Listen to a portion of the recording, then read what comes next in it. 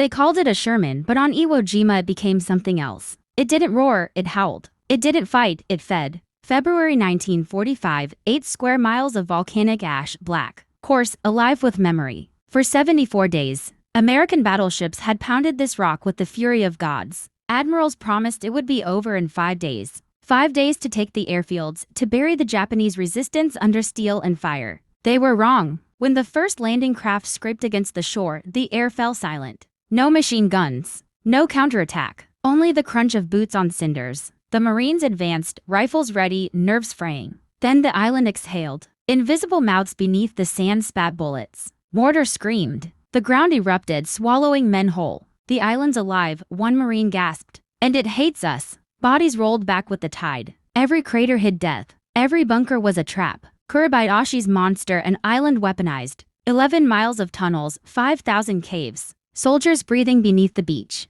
They waited, patient, merciless. Shells from battleships slammed into Mount Suribachi. Bursts of smoke and flame bloomed, but the mountain endured. Every gun reawakened. The Marines pushed forward inch by inch. Their boots sinking in ash that clung like tar. The black beach turned red. The ocean hissed. The air smelled of sulfur, fear, and endings. By nightfall, more than 2,000 Marines were dead or dying. The sand was too soft for trenches, too hot to hide. They pressed against burning tanks, praying between coughs. Offshore, the battleships kept firing, blind, furious, useless light against an enemy buried in stone. The battle had only begun to wake.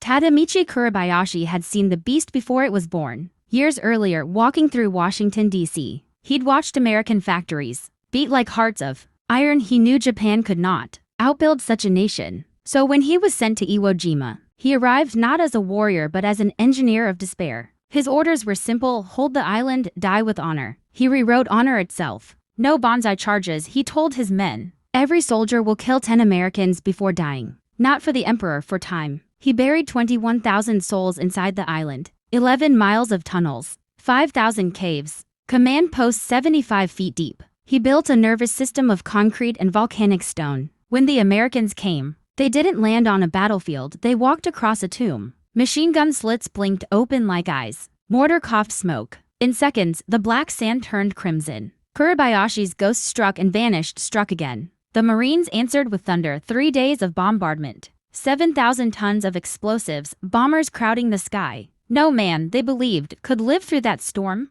But when the smoke cleared, the bunkers were still there. God help us, muttered a gunner aboard the USS Tennessee. We just woke them up. The Marines slogged forward, tanks groaning through ash. Every ridge hid rifles. Every silence was a trap. Shells from unseen guns tore through Shermans like paper. Burning all mixed with sulfur, the air itself turned toxic. The Marines called it the grinder. Each advance measured in yards. Each yard bought with blood. Iwo Jima wasn't just defended. It was possessed.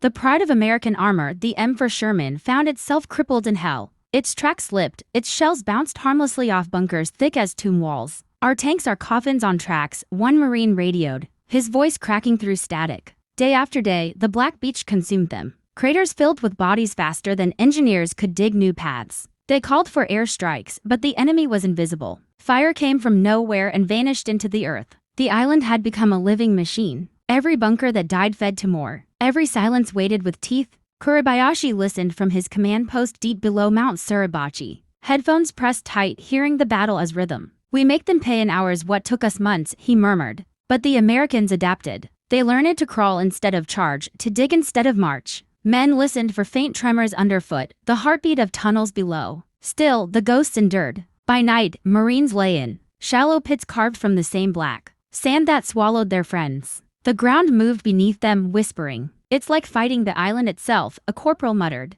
You kill it, and it just moves somewhere else. Frustration hardened into fury. Artillery fired blindly. Explosions echoing in hollow caverns, killing echoes more than men. The doctrine of steel had met the doctrine of stone, and neither would yield. Then, in the smoke and silence, an idea began to smolder. If shells could not pierce, perhaps heat could. If bullets couldn't find the enemy, maybe fire could flush him out. That night, a Marine officer scrawled in his diary, "We don't need more bombs. We need something that crawls, breathes, and spits fire." The monster's birth had begun.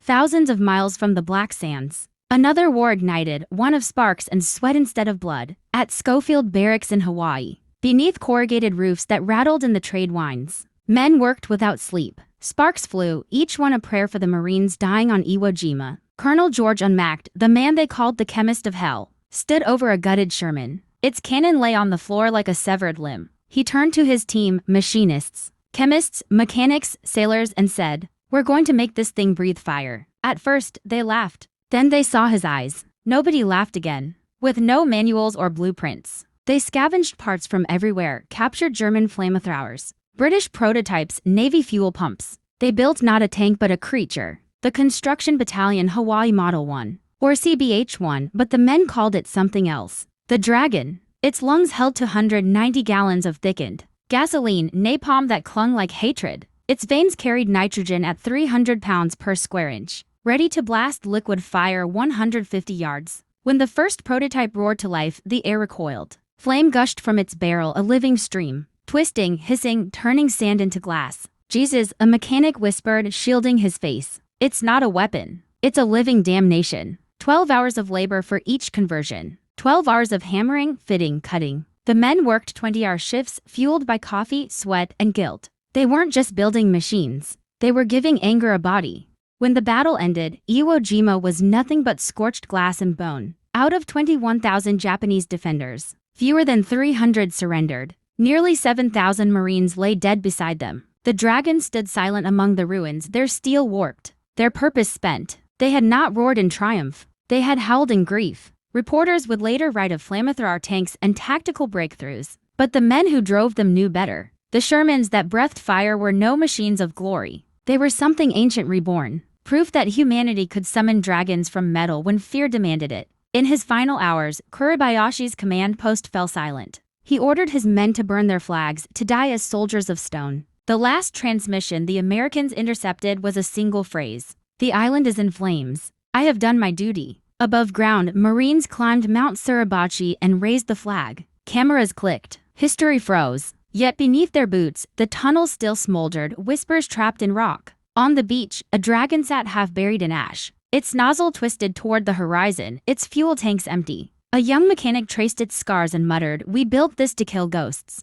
Maybe we became them." The wind moved through the wreckage, carrying the scent of burned oil and volcanic dust. They had conquered the island, but in doing so, they had learned what it meant to fight the earth itself, and win only by becoming something no longer human. The Shermans had become dragons, and the dragons had burned the world awake.